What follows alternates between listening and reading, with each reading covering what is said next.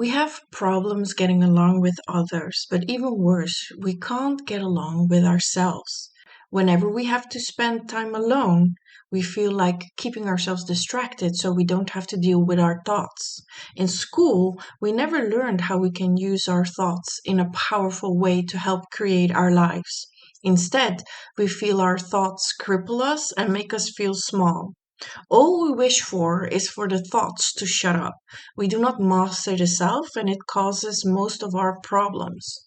What if I told you that thoughts are your superpower and it's pure misunderstanding of how our selves work that makes us feel the way we do? We need a better framework that helps you see yourself and the world from a higher perspective and allows you to empower yourself instead of always dimming your light.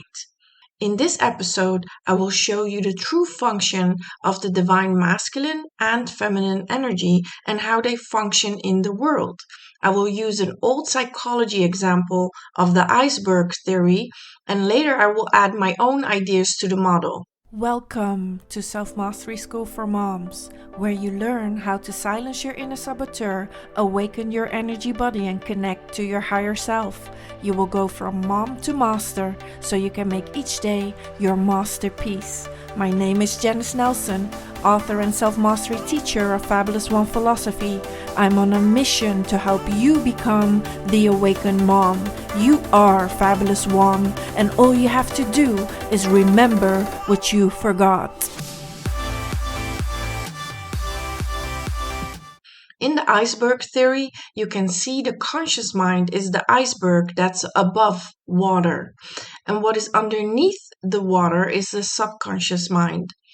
Neuroscience says that the arena of the conscious mind is only 5%, and the arena of the subconscious mind is 95%. It means that what we see in our physical reality is only 5%. The remaining 95% remains a mystery to us. We are walking blind, but don't want to admit it. In the book The Master and His Emissary by Dr. Ian McGilchrist has concluded after over 20 years of research that the domain of the subconscious mind belongs to the divine feminine energy. After my spiritual awakening, I have seen some other elements that are missing that can add more perspective to the whole. The conscious mind is the arena of the divine masculine energy. But the distinction that we need to make that is very important is that everything above the water we could classify as physical, and everything underwater we could call non-physical. This extra element changes the whole dynamic of how the divine masculine and feminine energy work together as a team. The part that is hard to accept and understand is that it means that the divine feminine energy is invisible. It as well clarifies why we women feel the way we do, unheard and unseen. But don't make the mistake of thinking that invisible means insignificant. The divine feminine energy is much more powerful than the divine masculine energy, but one can't live without the other. As well, in the arena of the conscious mind, the divine masculine energy belongs to the arena of self-actualization, and the arena of the subconscious mind belongs to self-realization. And now you can see why we have the problem that we have, because we are all one. There's no separation between yin and yang, masculine and feminine. They are the same. In Buddhism, they say the dancer and the dance. It means when one rises, the other must rise as well. Another element that will put things in perspective is that they don't rise at the same time.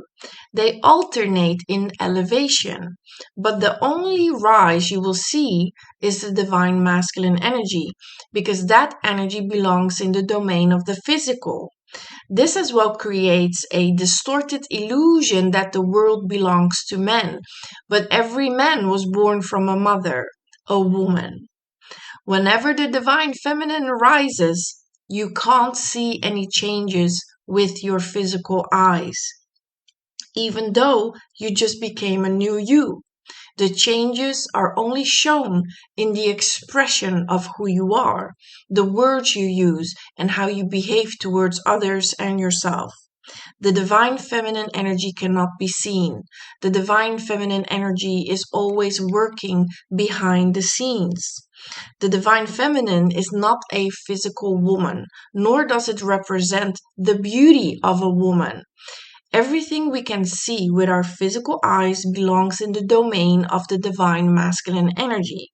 Therefore, the way I look, my hair, makeup, and clothes are governed by my divine masculine energy.